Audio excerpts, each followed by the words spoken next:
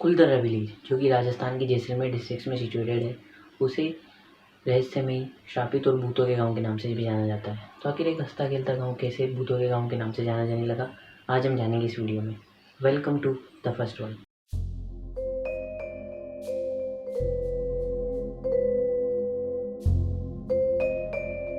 इस विलेज को पालीवाल ब्राह्मण्स के विलेज के नाम से भी जाना जाता है, क्योंकि वो लोग पाली से माइग्रेट करके जैसलमेर को आए थे ट्रेडिंग और एग्रीकल्चर करने के लिए। और इवन ऐसा माना जाता है कि जो इन पालीवाल ब्राह्मण्स की कास्ट थी कुलधर, उसके बाद इस गांव का नाम जो है कुलधरा पड़ गया। इस गांव की जो हिस्ट्री है वो 13th सेंचुरी से स्टार्ट होती है। एक रिपोर्ट के मुताबिक 16-17 सेंचुरी में इस गांव की जो पॉपुलेशन है वो 1600 के अराउंड बताई जाती है, जो कि 19th सेंचुरी आते आते घटकर सिर्फ 37 रह जाती है। तो आखिर इतनी ड्रास्टिक पॉपुलेशन डिक्लाइन के क्या कारण हैं? उसके मेनली दो कारण बताए जाते हैं। पहला कि जो यहाँ का मंत्री था सालिम सिंह, उसने इन लोगों पे बहुत ज़्यादा अत्याचार किए थे और वो इन पालीवाल ब्राह्मण्स के हेड की बेटी से फोर्सफुली मैरिज करना चाहता था, जिसका कि इन ब्राह्मण्स ने जो है विरोध किया, जिसकी वजह से उसने गुस्से में आकर इनके घरों को तोड़ने और इन्हें जान से मार देने की धमकियाँ दी। और वो जाते जाते माना जाता है कि उन ब्राह्मण्स ने जब इस विलेज को छोड़ा तो उन्होंने इस विलेज को जो है श्राप दे दिया कि अब इस आगे से इस विलेज में जो है कोई भी रह नहीं सकेगा, कोई भी सेटल नहीं हो पाएगा।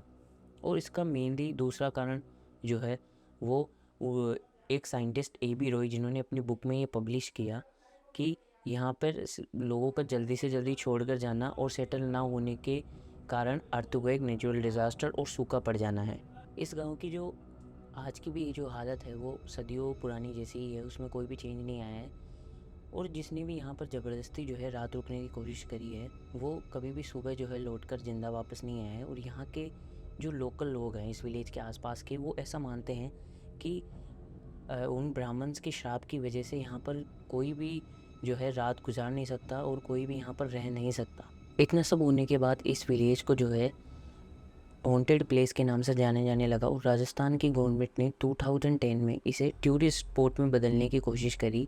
और अभी भी आज भी सनसेट के बाद इस विलेज में जो है एंट्री देना अलाउड नहीं है, कोई भी इस विलेज में सनसेट के बाद नहीं जाता है। और कुछ टूरिस्ट जो वहाँ पर दिन में घूमने गए, उनके मुताबिक उन्होंने भी यहाँ पर पैरानॉर्मल एक्टिविटीज़ की जो है उनको एक्सपीरियंस किया है। और उन्होंने माना है कि यहाँ पर जो विलेज की जो हालत है, जैसे कि बंजर ज़मीन होना, सब टूटा फूटा होना, उसकी वजह से ये विलेज जो है एक सैडनेस की वाइब्स देता है। इस गांव में जब archaeological survey of India ASI की टीम पहुंचती है और वो जब यहाँ पर दिन गुजारते हैं, तो वो भी ये कंक्लूड करते हैं कि इस गांव में रुकना जो है वो बहुत ज़्यादा मुश्किल है, क्योंकि यहाँ पर पानी जैसी ज़रूरतमंद चीज़ों की जो है अवेलेबिलिटी नहीं है और ज़मीन जो है यहाँ की बिल्कुल बंजर है, जिसकी वजह से यहाँ पर एग्रीकल्चर भी नहीं हो सकता। इसलिए यहाँ पर रुकना जो है बहुत ज़्यादा मुश्किल है। आप कमेंट करके ज़रूर बताना कि जो ये भूत वाली स्टोरी है वो रियल है या फिर लोकल लोगों की बनाई हुई सिर्फ कहानी है। हम इस वीडियो के अगले पार्ट में बढ़ते हैं, जहाँ पर हम आपको भानगढ़ फोर्ट की मिस्ट्रीज और फैक्ट के बारे में। भानगढ़ फोर्ट इंडिया का मोस्ट हॉन्टेड प्लेस के नाम से जाना जाता है, जिसे कि राजा भगवंत दास ने 16वीं सेंचुरी में बनाया था और जो राजस्थान के अलवर ज़िले में सिचुएटेड है। यहाँ के लोग ऐसा मानते हैं कि यहाँ पर सनसेट के बाद और सूर्योदय होने से पहले जो है भूतों का वास रहता है और आत्माएं यहाँ पर घूमती हुई लोगों को दिखी है। इसी वजह से ASI यानी आर्कियोलॉजिकल सर्वे ऑफ इंडिया ने यहाँ पर सूर्योदय होने से पहले और सूर्यास्त होने के बाद जाने से जो है पाबंदी लगा रखी है लोगों की। और हम आपको इस वीडियो में कुछ ऐसी क्लिप्स जो है ब्लॉगर्स की और लोगों की दिखाने वाले हैं, जिससे कि आपको ये तो पता लगेगा कि यहाँ पर कुछ तो अनवांटेड और कुछ तो अनहेल्दी सा होता है, जिससे कि इसे इंडिया का मोस्ट हॉन्टेड प्लेस के नाम से जाना जाता है। कैमरा की बात करते हैं जो हमने पहले लगाया था। तो गाइस, हमने जो है बहुत टाइम तक जो है सारी चीज़ों को देखा।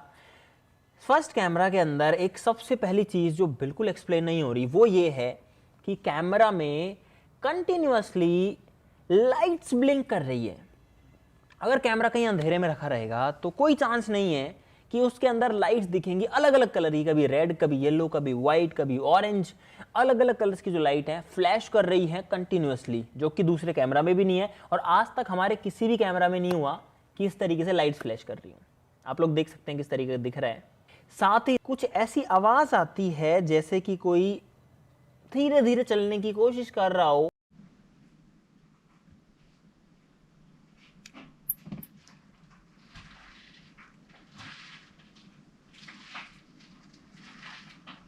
तो आखिर इतना ये ब्यूटीफुल सा प्लेस जिसे कि अपनी ब्यूटी से टूरिस्ट को अट्रैक्ट करना चाहिए, वो अपनी हॉरर साइड ऑफ स्टोरी की तरफ से टूरिस्ट को जो है अट्रैक्ट करता है। तो इसके पीछे के क्या कारण? तो इसके पीछे की जो मेनली 2 स्टोरीज़ बताई जाती है कुछ इस प्रकार है। पहली स्टोरी ये बताई जाती है कि यहाँ पर एक तांत्रिक रहता था जिसका नाम सिंगाई था। उसने एक बार जो है यहाँ की राजकुमारी जिसका स्वयंवर होना था रत्नावली, उसको उसमें देख लिया था और वो मन ही मन उसने ये निश्चय कर लिया था कि वो अब विवाह करेगा तो सिर्फ इस राजकुमारी से ही करेगा। तो उसके दिमाग में भी ये बात तो थी कि अपन डायरेक्ट प्रपोज़ल अगर देंगे तो वो तो एक्सेप्ट होने से रहा। तो उसने जो है उसे काले जादू से जो है वश में करने की कोशिश करी, जिसका कि राजकुमारी को पता लग जाता है। तो वो उसे मारने के लिए जो है सोल्जर्स जो होते हैं वहाँ के उन्हें भेजती है। तो जब वो सोल्जर्स उस तांत्रिक को मारने लगते हैं तो वो मरते मरते इस पूरे गांव को ही श्राप दे जाता है कि जो भी यहाँ पर अब आगे रहेगा तो वो कभी भी जो है इस गांव में ज़िंदा नहीं बच पाएगा। तो उसकी वजह से जितने भी लोग यहाँ पर रात गुजारते हैं या फिर जिन्होंने कोशिश करी तो वो कभी भी सुबह लौटकर वापस नहीं आए वो। और यहाँ के लोकल लोग ऐसा मानते हैं कि ये उस तांत्रिक के श्राप की वजह से ही है कि अब इस गांव में जो है कोई भी रात नहीं गुजार सकता और कोई भी जो है इस फोर्ट में रह नहीं सकता। और जो लोग जिन टूरिस्टों ने यहाँ पर जो दिन में गए हैं और जिन्होंने रात गुजारी है उन्होंने भी एक अजीब सी आवाज़ें आना और बहुत ही एक स्ट्रेंज सी फीलिंग जो है इस फोर्ट में अनुभव करी है। एक मेरा भी आपको एक्सपीरियंस बताता हूँ। जब हम छोटे थे एक्चुअल में हम भी एक बार स्कूल पिकनिक पे यहाँ पर गए थे। तो इतना तो मेरे को भी याद नहीं है कि उस टाइम पे क्या था, लेकिन यहाँ के जो लोकल लोग थे तो उन्होंने हमसे कहा था, क्योंकि इतना छोटा भी नहीं था मैं तो समझता था, तो उन्होंने ये कहा था कि भाई यहाँ से जो है आपको 1 घंटे पहले निकलना होता है सूर्य अस्त होने से पहले भी। तो वो लोग बिल्कुल इस बात में विश्वास रखते हैं कि हाँ यहाँ पर जो है तांत्रिक का शाप है जिसकी वजह से उसकी और उन लोगों को जिन्होंने उसको शाप दिया था उनकी आत्माएं जो है इस फोर्ट में घूमती है, जिसकी वजह से यहाँ पर कोई भी जिंदा नहीं रह सकता जो भी रात को रुकने की कोशिश करता है। एक्चुअली इस फोर्ट में ना बहुत सारी आपकी टीम्स जो हैं वो इन्वेस्टिगेट करने गई हैं, जैसे कि आपकी पैरानॉर्मल सोसाइटी की जो इन्वेस्टिगेटिंग टीम होती है, इंडिया की ASI archaeological survey of India की जो टीम है, उन्होंने भी यहाँ पर एक्चुअल में कुछ ऐसा साइंटिफिकली जो है प्रूफ नहीं पाया है जिससे कि वो ये कह सके कि हाँ यहाँ पर कुछ भूत जैसा है या फिर यहाँ पर जो है आत्माओं जैसी कोई चीज़ है। लेकिन आपको एक फैक्ट बताता हूँ कि जितने भी आपके जो ये रिसर्चर्स हैं या फिर जितने भी इन्वेस्टिगेटर्स हैं उन्होंने एक्चुअल में दिन में आपका यहाँ पे ट्रेवलिंग करी है इस फोर्ट के अंदर। तो मैं ये नहीं कहना चाह रहा हूँ कि अगर वो रात को जाएंगे तो उन्हें भूत मिल ही जाएंगे, लेकिन लोग यहाँ पर ये मानते हैं कि सूर्यास्त होने के बाद यहाँ पर जो है आत्माओं का वास है, आत्माएं घूमती है, भूतों का देखा जाता है। लेकिन जो ये लोग हैं वो दिन में ही आपकी रिसर्च कंप्लीट कर लेते हैं तो इन्हें कुछ वहाँ पर मिलता नहीं है और दिन में आप लोग भी वहाँ पर आराम से जा सकते हैं। मैं भी गया हूँ तो ऐसा वहाँ पे कुछ दिन में तो एक्सपीरियंस होने से ये सब तो ठीक है। तो हम क्या करते हैं इसकी second side of the story, जो लोग मानते हैं कि दूसरी जो मोस्ट अप्रोप्रिएट स्टोरी जो इस फोर्ट को लेकर है, वो ये मानते हैं कि यहाँ पर एक योगी बालूनाथ नाम का एक साधु रहता था। तो उसने जब इन राजा के वंशजों ने जब इस किले के निर्माण किया ऊपर की तरफ, तो जब इनसे सहमति ली तो इसने एक ही बात पर जो है उन लोगों को सहमति दी कि आप इस किले को बनाइए। उन्होंने बनाने से इनकार नहीं किया था, पर उनकी एक शर्त थी। उन्होंने कहा था कि इस किले को ऐसा बनाना जिससे कि जो उसकी परछाई है वो उनके तपस्या स्थल पर आके ना गिरे, जिससे कि उनको जो है साधना करने में डिस्टर्बेंस ना हो। लेकिन उनके वंशजों ने इस बात को इग्नोर किया और वो जैसे ही ऊपर की तरफ इस किले का निर्माण करते गए, उसके बाद जब उसकी परछाई आके इनके तपस्या स्थल पर गिरी तो ऐसा माना जाता है कि उन्होंने उन किले को और जहाँ उसके आसपास जितने भी थे उसको ध्वस्त कर दिया और उसे जो है श्राप दे दिया कि अब यहाँ पर कोई भी जो है जिंदा नहीं बचेगा। इसके बाद जो भी यहाँ पर रहने की कोशिश करेगा और जो राजा के वंशज जो थे उनका जो है वो कभी भी जिंदा इस किले में नहीं रहेंगे।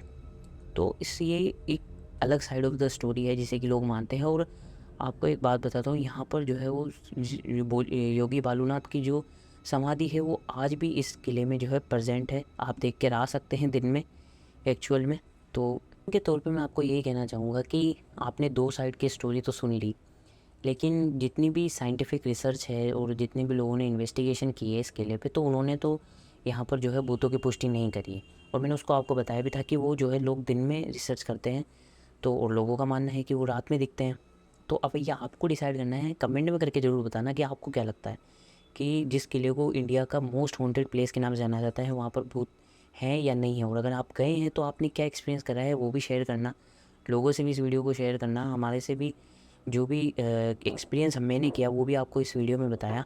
उस टाइम पे खैर मैं बहुत छोटा था, लेकिन बता दिया जो मैंने एक्सपीरियंस किया। तो आप कमेंट में करके ज़रूर बताना, और इस वीडियो को लाइक ज़रूर करना, कमेंट ज़रूर करना, शेयर ज़रूर करना दोस्तों के साथ, तो उनको भी कुछ ये स्टोरीज़ पता लगे इस किले के बारे में।